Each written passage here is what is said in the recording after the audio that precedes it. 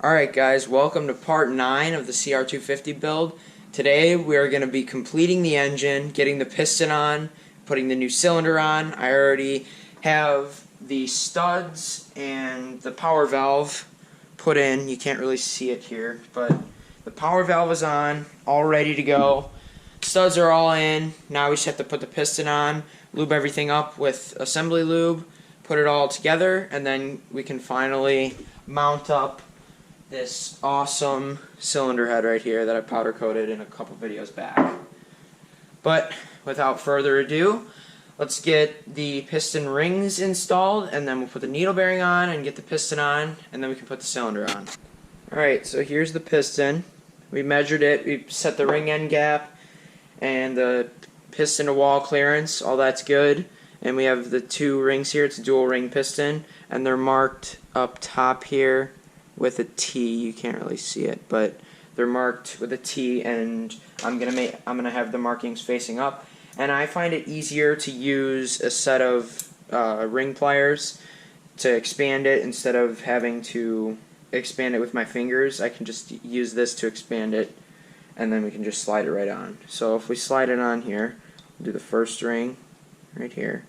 So now that's on, and we need to set it over here with the pin. You can see the pin in here. If I move the ring here, there's like a little pin right in there, and that has to be lined up with the ring when it goes in. So that's the first ring installed. Now we do the same thing for the second one.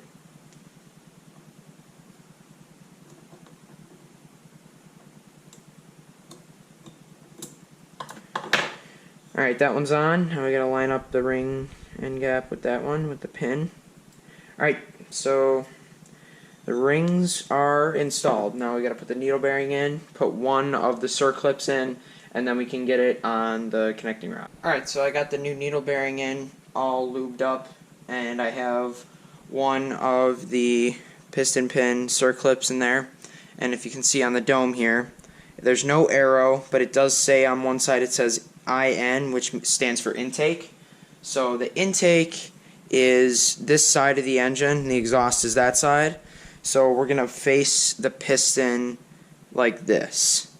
So what I did is I put the circlip on the back side so that I can just go ahead and take the piston pin and slide it in right from the front. So I'm going to lube up this piston pin with assembly lube. Just a little light coat will do, just to help with getting that piston pin through the holes on the piston.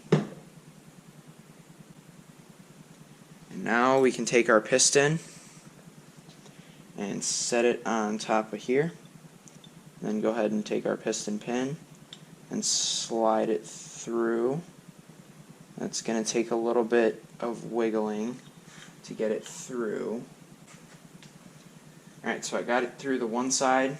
Now I can set it on and push it through the needle bearing. And as I said, it'll be a little bit of wiggling to get it in. But now, just slid right in like that.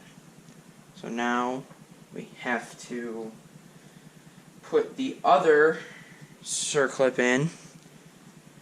And one thing I learned is that what you want to do is you want to have a rag or a shop towel, something of that matter, to protect the bottom end and the crankshaft when you're installing this, because it's very likely that you could drop it in the bottom end. You do not want that happening.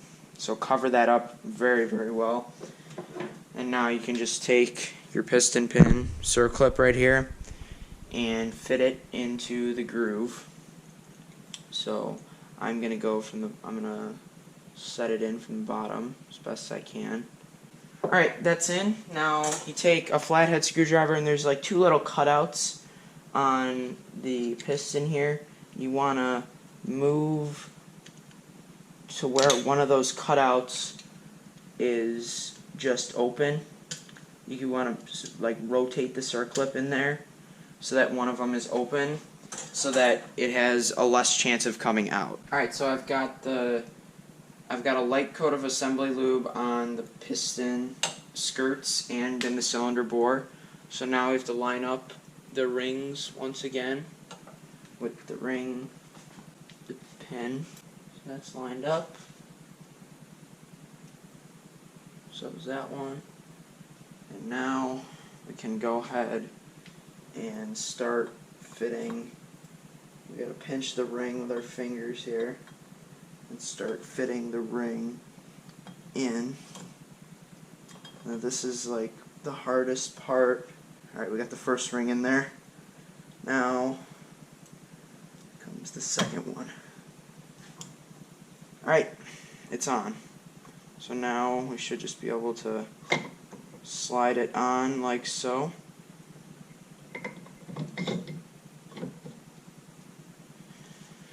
It went on pretty smoothly. It's not all the way down though. Now it's down. So that went on a lot smoother than I thought it would. Usually those things are a real pain to get on, those rings. So before I torque anything down and like put the head on and everything, I'm just going to slip the Kickstarter on right here and test the action of the bore and make sure there's no like hang up or anything of that matter.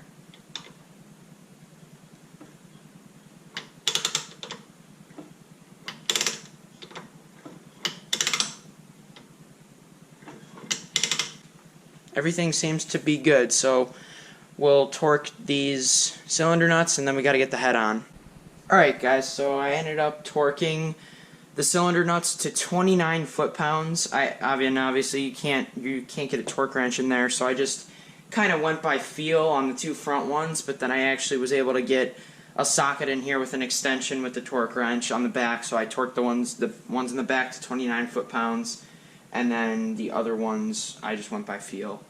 But now, the moment you and me too, everyone has been waiting for, we get to mount up this awesome cylinder head. Oh yeah. Obviously we need the gasket on there, but that thing is gonna look awesome. So this gasket has two bigger holes right here which line up with these, like these ones are all like recessed, these back four, and then the front two aren't recessed. So this has to go like right here, and it's probably a good idea to take a rag and a little bit of brake cleaner and clean that gasket surface. You don't want any foreign material or residue on this, or else it won't make a seal and you'll have oil pouring out of there. So that's all good to go. Now we can mount up our gasket. It's a metal gasket, like so. And then we get to take this awesome head and slip it right on. Oh yeah, that is looking awesome. So now we gotta get our cylinder nuts out of here, out of the bags right here, and then I'll have this all torqued down. Alright, so all the nuts are on and I just have to torque them, but it's also really important that you torque them in an even pattern.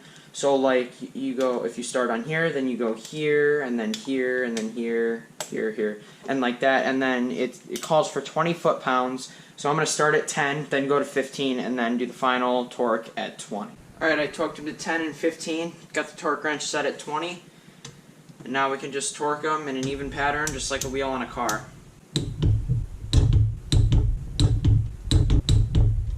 Now I'm just going to check and make sure that they're all torqued to 20 and make sure I didn't miss any.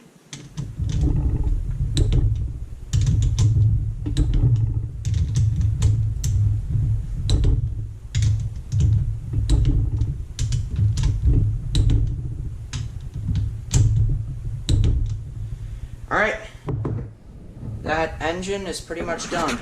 I'm also just to prevent anything from falling in there, I'm gonna put the spark plug in. This is an NGK BR80G.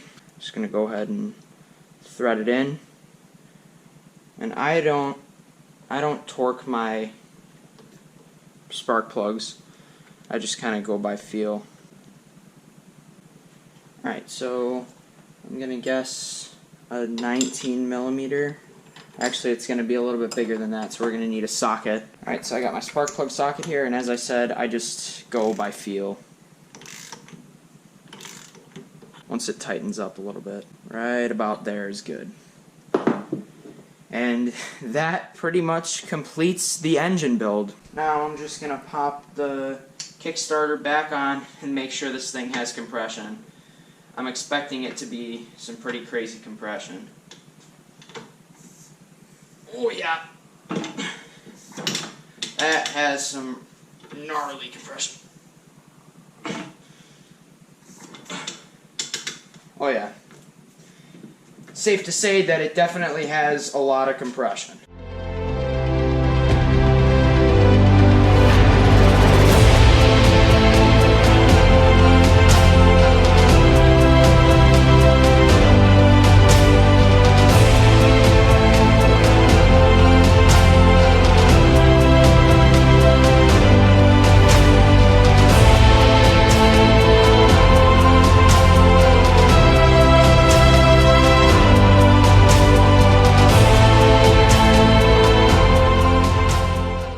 Alright guys, my dad helped me carry the motor in to the frame, so it's just set on there right now. Now we got to get the motor mounts in, and then we can put the swing arm back on.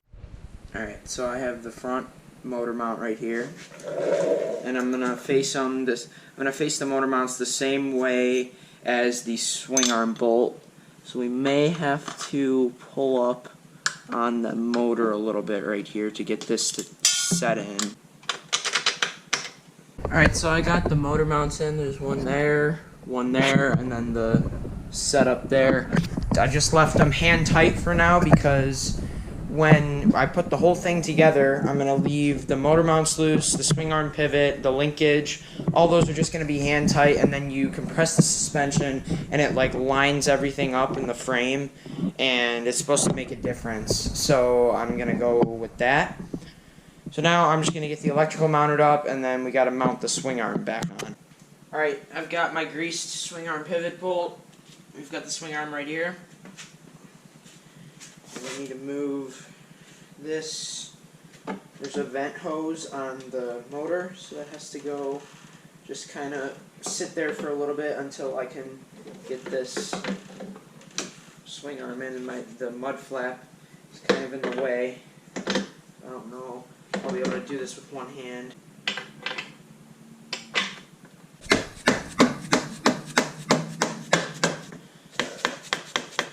Okay, that's in all the way. Now we just have a washer and a nut.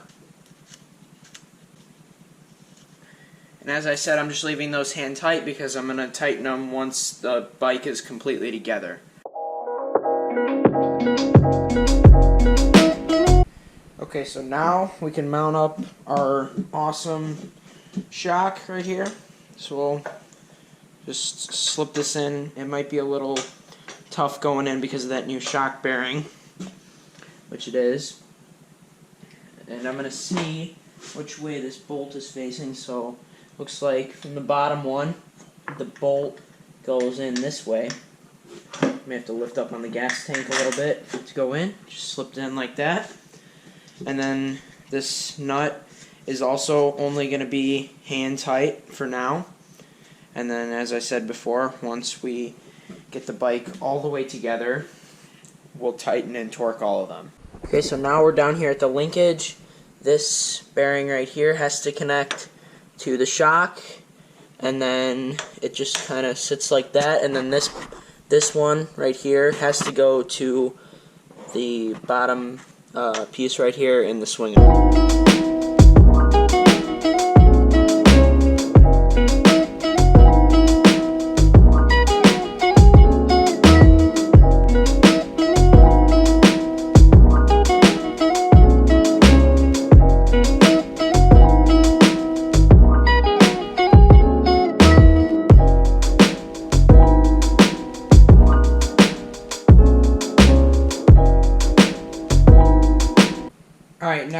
put the subframe and airbox back on, and then we can cap this video off.